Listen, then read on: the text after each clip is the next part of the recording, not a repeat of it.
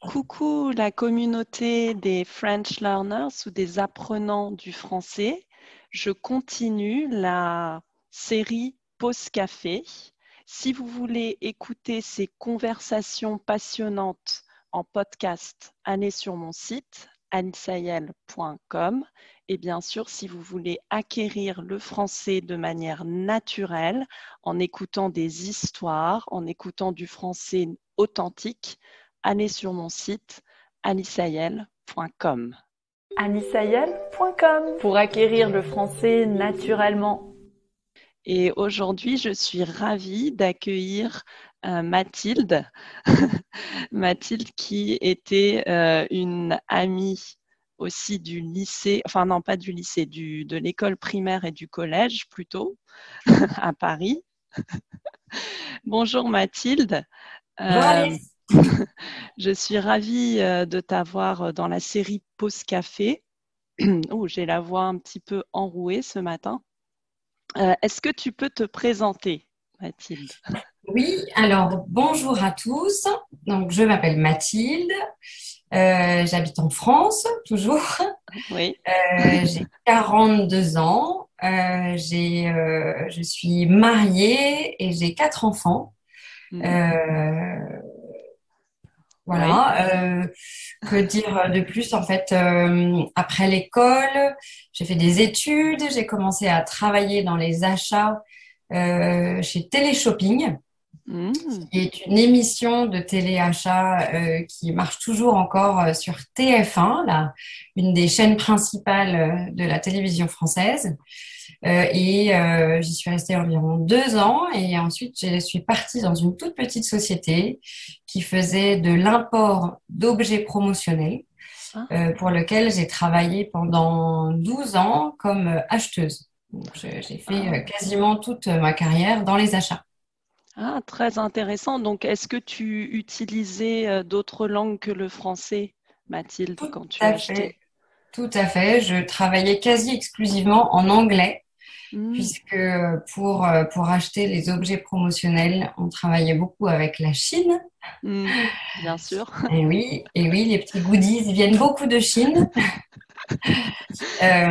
Et donc, je travaillais beaucoup en anglais avec les Chinois, ce qui parfois pouvait être assez rigolo. Pourquoi? Parce que les Chinois parlent relativement bien l'anglais, mais en revanche, à l'écrit, parfois, Ah, c'est pas toujours ça. Et puis effectivement, là, le chinois est une culture assez différente du mmh. français, donc dans le travail, c'est pas toujours évident de s'adapter à la culture chinoise et à leur manière de travailler, mais c'était pas inintéressant. Et en tout cas, mes voyages en Chine m'ont permis de déguster des pâtes de poulet et de l'alligator. Donc, c'était assez intéressant, Ça, c'est. Tu as mangé donc de l'alligator. Ah, et qu'est-ce que ça a oui, comme goût? comme le Un peu. poulet.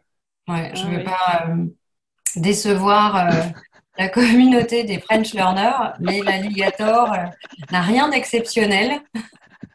Ce qui est intéressant, c'est la sauce qui va avec, évidemment. Ah oui. Ouais. Et est-ce que c'est pas un peu aussi plus moelleux ou plus élastique, un peu élastique, non, comme consistance? Je sais Je pas. t'avoue que je me souviens pas trop. Ça va dépendre de la cuisson, je pense. Mais pour moi, c'était vraiment un peu mangé comme du poulet, franchement. Ah oui. Donc ça Ouais. t'a pas marqué en fait. T'as pas un Et énorme. ça m'a marqué parce que l'alligator était vivant juste avant et qu'on me l'a Oula. montré. Ah, d'accord. Ouais. Donc on Voilà, te l'a montré avant, après on l'a tué et on te l'a ouais, servi. voilà. Ouais, voilà, c'est là, et ils sont très fiers de ça dans les restaurants en Chine. Hmm. Mm. Ouais, c'est une expérience assez, ouais, Voilà, c'est assez intéressant. surprenante. Voilà, ça change des restaurants français. Voilà. Très bien. Et comment est-ce que tu as appris ou acquis l'anglais alors? Parce que tu l'utilisais beaucoup. Comment Ah comment oui. tu as fait? Alors, j'ai appris l'anglais à l'école en France ensemble. Nous avons Oui. appris l'anglais ensemble. Mais l'anglais à l'école, c'est pas toujours ça. Mm. On manque beaucoup de parler et d'immersion dans la langue. Mm. Donc, ma maman a pensé que c'était très important que j'aille en Angleterre. Et effectivement, à l'âge de 16 ans et 17 ans, je suis partie pendant un mois du côté de Londres Oui. pour être jeune fille au pair. Ah, d'accord. Ouais. Je ne Et savais pas, ouais. Mhm. je gardais des deux enfants. Les 2 années, c'était les mêmes enfants. Donc, je les ai vus grandir sur un an. Mm. La petite fille, la première année, avait 5 ans et le bébé avait 18 mois. Et aujourd'hui, j'ai toujours des nouvelles. Cette petite fille de 5 ans est mariée à un enfant. Ah, Et voilà. Mais à l'époque, c'était très enrichissant parce que cette petite fille de 5 ans parlait avec un accent anglais très limpide mm. et elle avait du vocabulaire d'enfant. Mm. Donc très simple Mm. et c'était facile de la comprendre. Et d'ailleurs, j'ai beaucoup appris en lisant les livres d'enfants, Ah, les petites histoires, les petits lexiques pour enfants. Donc il y a l'image, le mot, les toutes petites histoires, les petits albums où il y a 3, 4 pages, une phrase par page. Je me souviens d'avoir lu The Little Hall, la petite chouette. Et j'ai commencé par ces livres pour après aller vers, on dirait en français, vers les livres plutôt style bibliothèque rose, puis oui. après bibliothèque verte. Et donc du coup, en fait, j'ai beaucoup appris avec des enfants. Et puis j'ai beaucoup entretenu parce que pendant mes études, je suis partie pendant 1 an et demi en Angleterre. J'ai fait Mm. 9 mois ou 10 mois de scolarité à l'université de Plymouth. Mm. C'est en échange avec mon école de commerce. Donc là, il fallait forcément être un peu calé en anglais. Puis j'ai fait 6 mois de stage à Londres dans une entreprise. Donc je peux dire que à l'époque, parce que ça remonte à quelques années, quand je suis rentrée en France après ces 18 mois en Angleterre, j'étais quasiment bilingue. Mm. Super. Aujourd'hui, par manque de pratique, j'ai perdu un peu de compréhension Mm. et un peu de lexique. Mais je pense que j'arriverai quand même toujours à tenir une conversation si jamais je devais retravailler ou partir en voyage à l'étranger. Ouais. Mais Ça s'entretient. Les langues, ça oui. s'entretient. Bien sûr, bien sûr. Il faut garder le contact avec la langue. Et ce que tu as dit sur commencer par des livres d'enfants, et tu as appris en fait avec une petite fille, c'est très intéressant pour ceux qui nous regardent et ceux qui nous écoutent. C'est un bon, Oh oui. c'est bien de commencer comme ça, avec du vocabulaire assez simple, quoique dans les livres d'enfants, le vocabulaire peut être riche aussi. Oui, Euh, ça peut prendre des mots, mais les phrases oui, sont construites de manière très simple. exactement. Et la bibliothèque rose, comme on en parlait, je ne sais pas si ça existe dans d'autres pays, ces bibliothèques. Ce sont des livres, ça commence ce sont des livres. La bibliothèque rose en général, ce sont les histoires de Oui Oui, Oui, et ça existe en anglais d'ailleurs, Oui Oui. Et puis la bibliothèque verte, ce sont les histoires du Club des Cinq, n'est-ce pas? il y a le Euh, Club des Cinq, il y a les oui, Alice, oui, beaucoup. c'est vrai. Parfois, il y avait les Fantomettes. Oui, Maintenant, on les trouve un peu plus en bibliothèque rose, mais oui, euh, oui, il y a pas mal de choses. En fait, c'est la progression. Les bibliothèques roses sont plutôt les premières lectures à partir, oui. quand on apprend à lire à 6, 7 ans. Mm, Puis après, la bibliothèque verte pour ceux qui savent un petit peu mieux lire, quand on mm, arrive à 8, 9 ans. Et donc, c'est dans la progression de lecture. ouais. Les phrases sont un peu plus complexes, il y a plus de vocabulaire. Euh, c'est, euh, c'est un bon repère pour les parents, en tout cas. Oui, et tes enfants ont lisent ces livres de la des Bien sûr, bien bibliothèques? sûr. Bien Mhm. sûr, mon aînée a 9 ans, mais elle est un peu en avance sur son âge en lecture. Elle lit des gros livres, elle dévore beaucoup. Là, elle est en train de Super. finir Harry Potter, qu'elle lit Wow. très rapidement. Et les autres ma seconde, là, est plutôt niveau bibliothèque rose. Mm. Le troisième est en CP, puis la petite dernière est en petite section, donc Mm. on n'est pas encore sur l'apprentissage de la lecture, mais elle va s'y mettre. Elle va s'y mettre. Très bien, Mathilde. Et donc maintenant, tu as arrêté donc de travailler dans les achats et tu as commencé ta propre entreprise, n'est-ce pas? Et ça, c'est Exactement, exactement. En fait, à la naissance de notre troisième enfant, on habitait avant à Paris, on a déménagé en lointaine banlieue parisienne pour se rapprocher du travail de mon mari mm, et pour la naissance du troisième enfant. Nous avons eu nos 3 aînés en 3 ans, donc un peu bravo. rapprochés. Et merci. Et du coup, je me suis arrêtée de travailler à ce moment-là pour m'occuper de cette petite tribu et, euh, et avoir un petit peu plus de temps pour eux. Et au bout de 3 ans à la maison, enfin, si la quatrième est arrivée 2 ans après, et assez rapidement après son arrivée, j'avais envie de faire autre chose, Mm, de m'occuper, de rester quand même toujours à la maison et d'avoir une activité qui me plaisait, qui me, qui me donnait envie de me lever le matin.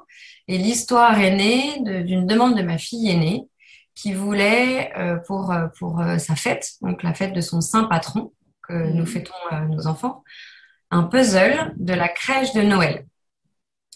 J'ai cherché sur Internet, j'ai cherché à trouver quelque chose de joli, de bien fait, de son âge, et je n'ai rien trouvé. Et c'est à ce moment-là où je me suis dit, bah, pourquoi pas me lancer sur les jeux chrétiens pour enfants. Et Mm. c'est comme ça que Capteo est né dans ma tête, puis en réel avec le lancement de ce premier jeu a donc été le puzzle de la crèche de Noël. Et Ça, d'ailleurs, c'était il y a 2 ans. Ah bah voilà, le voilà. Ah, il est à l'envers. oups, je l'ai, je l'ai Voilà. commandé et mes enfants adorent ça. Enfin, ils aiment beaucoup jouer, même les plus grands. Moi j'ai des grands enfants, enfin des adolescents presque, qui ont 13 ans et ils aiment beaucoup faire ce puzzle avec les plus petits. Et comme tu dis, c'est très joli.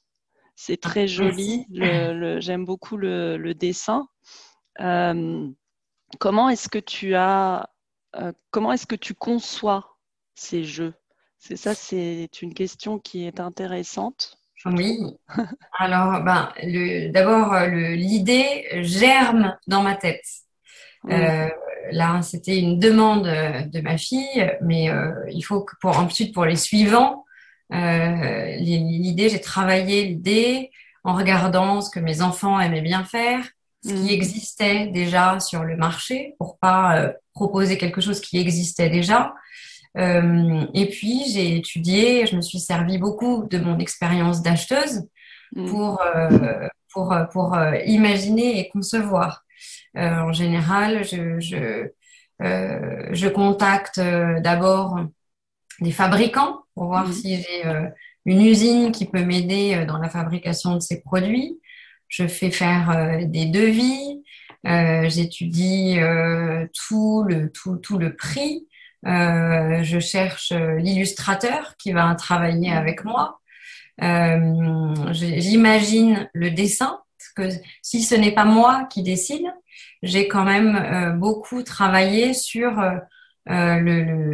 comment je voulais que le dessin et la scène soient représentés. d'accord. Mhm, Voilà.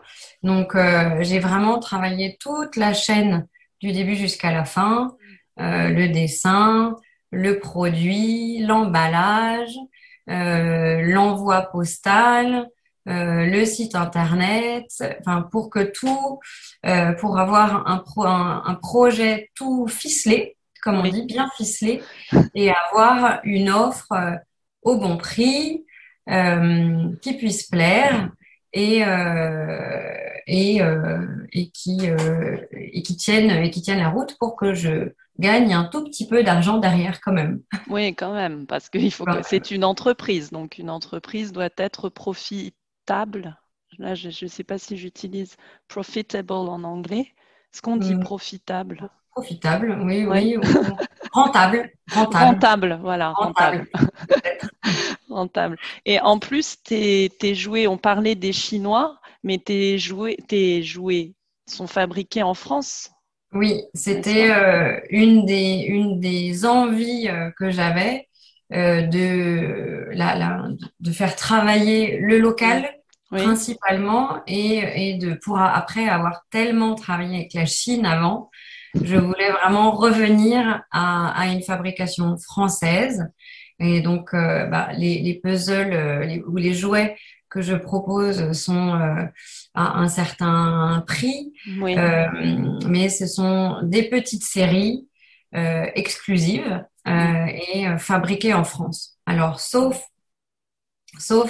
je propose aussi des petits tatouages Mm. éphémères qui, eux, ne sont fabriqués en Chine parce qu'il n'y a pas de fabrication de tatouages en France. Ouais, Mais c'est parce que je n'avais pas le choix. oui. Sinon, tous les autres produits que je propose sont tous fabriqués en France. Ah, très bien. Et tu dis que c'est local, c'est-à-dire que les entreprises qui fabriquent, qui fabriquent ces puzzles ou ces jouets sont près de chez toi? Non, Ou non, non? ils sont françaises. Elles sont Oui, françaises. oui, oui. Mm. Après avoir, à l'ère de la mondialisation, Oui, quand on fait fabriquer dans son propre pays, c'est déjà un peu local. oui, bien sûr. Et est-ce que ça a été un défi pour toi de trouver des entreprises qui fabriquaient en France? Un petit peu. Euh, Maintenant, quand certains produits, j'avais beaucoup d'idées de produits, Mm.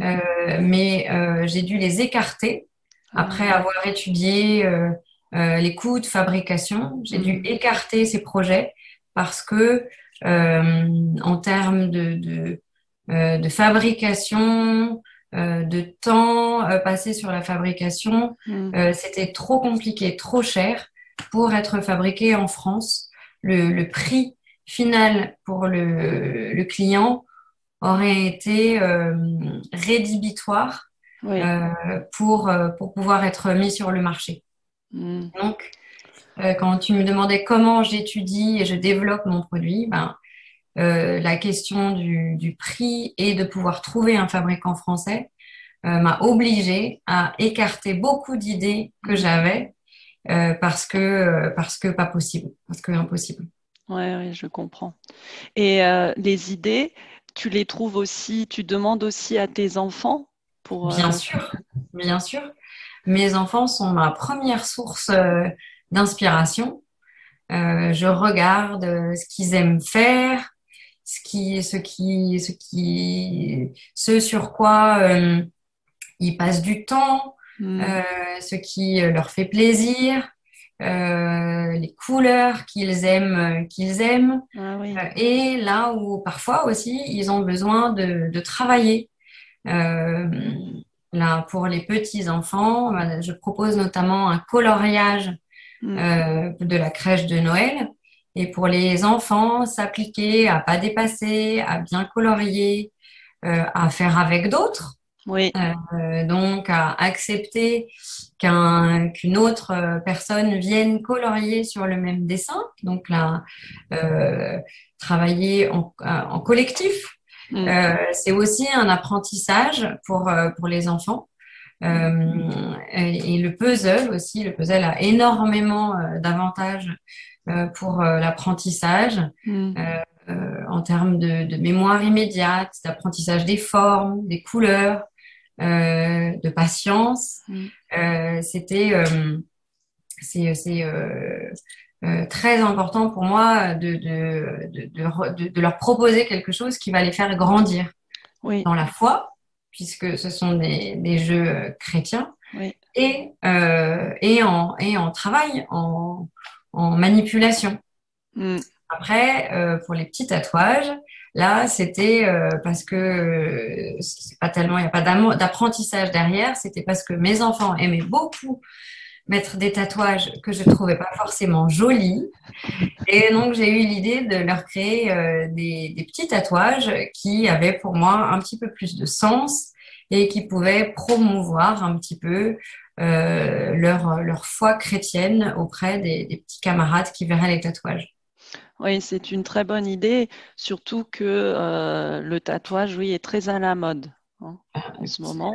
Ces petits tatouages, voilà, je montre ces petits dessins Oui, tout mignons que les enfants oui, portent fièrement avec des jolies couleurs, des petits bracelets. Il faut que ce soit ludique et que les enfants aient envie de jouer avec les jeux ou porter les tatouages. oui, Éphémère, évidemment, hein. On est d'accord, ça s'en va. oui. Ce ne sont pas des tatouages à vie, heureusement, enfin, je pense personnellement, pour les enfants. Non, non, non, Euh, non. Ils feront ça et plus tard, quand ils seront plus grands. voilà, voilà. Et, euh, et tu disais, oui, bien sûr, le but de tes jouets, c'est de promouvoir la foi chrétienne, mais ton logo, enfin, ou le nom de ton entreprise, Cap Théo, pourquoi? Alors, j'ai beaucoup cherché, j'ai beaucoup cherché. Je voulais qu'il y ait Théo dedans. Pourquoi? Parce que Théo Ouais. veut dire Dieu en grec ancien. Ah, d'accord. Voilà. J'ai vraiment, moi, je me demandais toujours, peut-être parce que un de tes enfants s'appelait Non, Théo, ou tu non, vois, non, non. Non, non, non. Théo, c'est très Théo, donc, intéressant. qui veut dire Dieu en grec ancien. Et Cap, alors là, il y a un tout petit clin Mhm. d'œil à mon nom de jeune fille Voilà. qui commence par Cap. Mais c'est surtout, en fait, c'était cap, Théo, prendre le cap vers Dieu ou avec Ah, Dieu, comme on veut. Et d'accord. aussi, parfois, les enfants en France, ils jouent à un jeu qui s'appelle Cap ou pas Cap. Ah oui. Et donc, du Oui. coup, c'était voilà, plutôt un triple sens, un clin d'œil à mon nom de jeune fille, Mhm. je m'appelais Caplin quand je n'étais pas mariée, cap ou pas cap, et prendre le cap vers Dieu avec les jeux. D'accord. Voilà. Et cap ou pas cap, en fait, c'est le raccourci cap de capable. Est-ce que tu es capable de faire ça ou tu n'es pas capable de faire ça? C'est un petit jeu, Petit défi, ouais, que voilà, les un petit. enfants se lancent. Oui, c'est vrai qu'on y jouait quand on était petite. Voilà. Et ça marche encore pour les enfants aujourd'hui. Ah oui, Oui, oui. ça n'est pas encore passé ce jeu. Non. Je les entends encore se dire cap ou pas cap. Ah, Très bien, très c'est pas bien. toujours bon signe. Oui, oui, c'est vrai. Et c'est vrai que les coloriages aussi que tu proposes, ce ne sont pas des petits coloriages, hein, ce sont des coloriages géants. J'ai essayé de retrouver le mien parce que mes enfants ont fait le coloriage géant de la crèche. Et c'est vrai que c'était vraiment super comme activité parce que moi aussi, je coloriais avec mes enfants et c'était l'occasion aussi de pouvoir parler tout en coloriant, de pouvoir discuter d'autres sujets. Parfois, on n'a pas le temps dans la famille de parler, sauf au repas, pendant les repas. Et là, c'était un temps aussi très, très bon, très, oui, en famille. Oui, un moment de qualité en famille, Voilà, exact. voilà. Je pense notamment aux puzzles. Moi, j'aime beaucoup faire des puzzles avec mes enfants parce que c'est un temps calme, on Mm, est posé ensemble et du coup, on peut en parler en même temps. Et voilà. ces images, il existe 4 puzzles aujourd'hui et ce sont des images, donc ben, tu as montré la crèche tout à l'heure.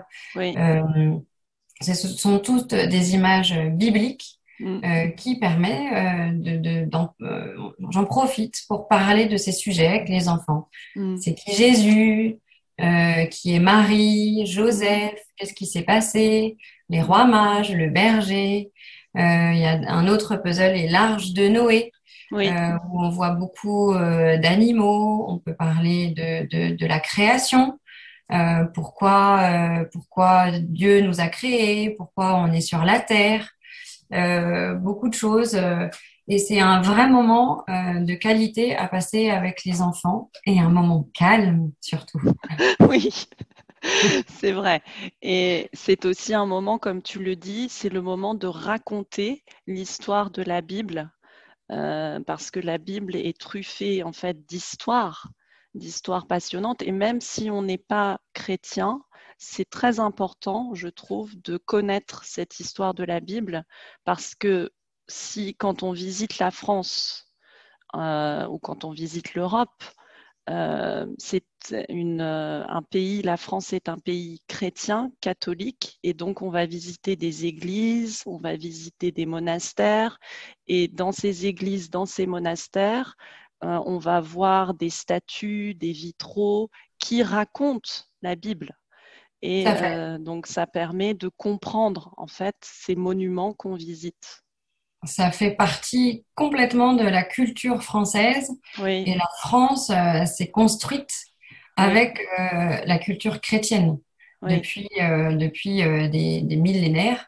Mm, Et c'est pour comprendre l'histoire de la France, c'est important de mm. savoir qu'elle s'est construite avec la foi chrétienne. Exactement. Et c'est pour cette raison que certaines de mes vidéos parlent de saints ou tu parlais de fêter les saints patrons. C'est aussi une tradition française de fêter le saint du prénom de quelqu'un. Hein, quand c'est sa fête, on dit bonne fête. euh, bonne fête Mathilde. Quand est ta fête Mathilde Le d'ailleurs? 14 mars. Ah, d'accord. Ouais. Et donc, c'est aussi, oui, une tradition française de fêter les saints. Donc, certaines de mes vidéos racontent la vie des saints, ou aussi j'étais dans une chapelle et j'ai raconté l'histoire de cette chapelle. C'est très important, comme tu le dis, de comprendre cette histoire Oui, pour la culture. Hmm. exactement, exactement. Et donc, ça, c'est ce que j'ai acheté pour Pâques aussi, le puzzle des rameaux. Hmm. Oui.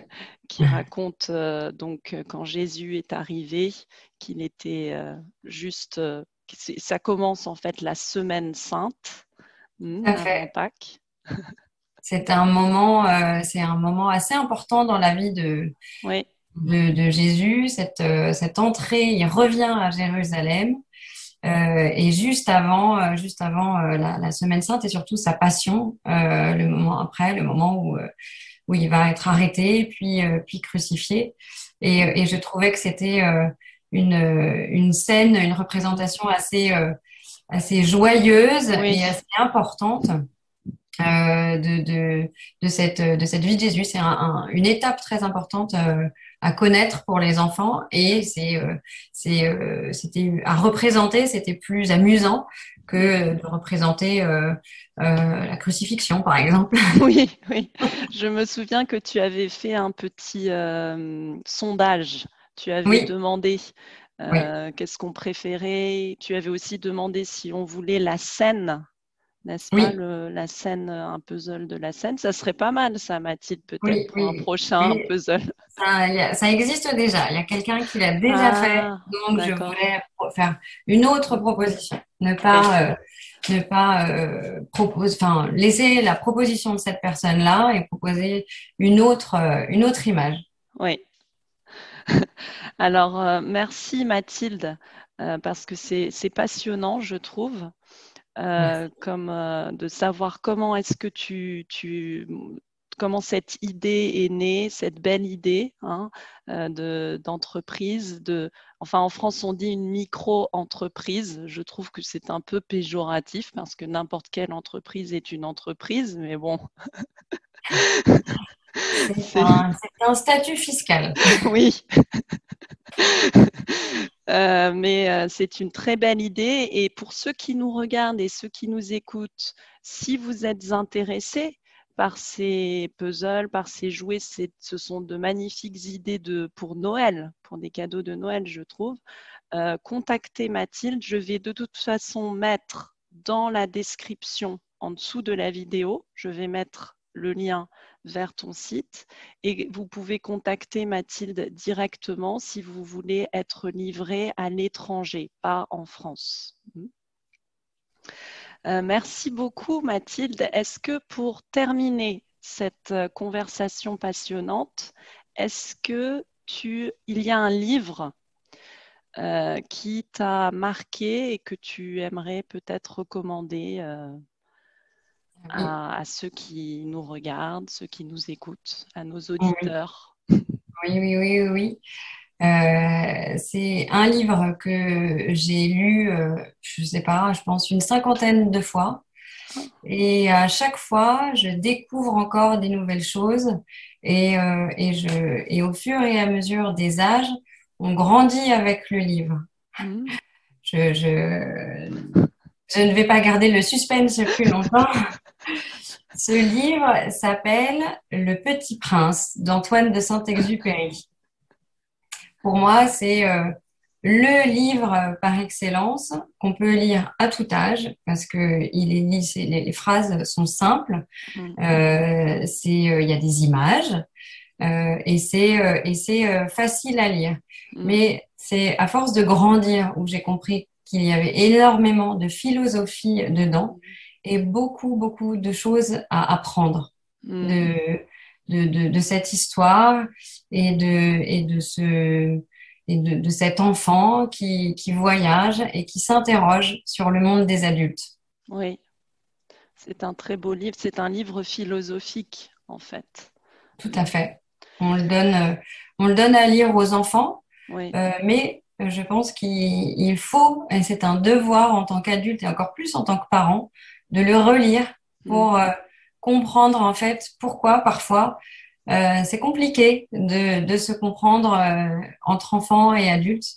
On réfléchit plus de la même manière, on voit pas les choses de la même manière. Et le petit prince se dit toujours, à chaque fois qu'il rencontre un nouvel adulte, il dit les grandes personnes sont décidément bien étranges. Et je pense et j'espère. Je pense toujours qu'il faut garder, en tant qu'adulte, garder un œil d'enfant sur les choses et j'espère pouvoir encore le faire. Et c'est d'ailleurs aussi un peu pour ça que je me suis lancée dans des jeux pour enfants parce que j'aime rentrer dans leur univers et encore garder une âme d'enfant. Oui, très très bien, parfait. Et il y avait aussi, j'avais pensé à un livre, mais je t'avais demandé de penser à un livre pour cette conversation. Et en fait, quand j'ai repensé à notre enfance, j'ai pensé à un film parce que je ne sais pas pourquoi mon cerveau a gardé ce souvenir que tu m'avais invité chez toi et qu'ensemble on avait regardé Capestan. Et c'était la première fois que je voyais ce film, Capestan, avec l'acteur, le grand acteur Jean Marais. Et j'avais beaucoup aimé ce film. Donc, je voudrais le recommander à nos auditeurs parce que c'est un très beau film français, un film justement de cap. La cape, pas t'es cap ou t'es pas cap, la cape de cap et d'épée.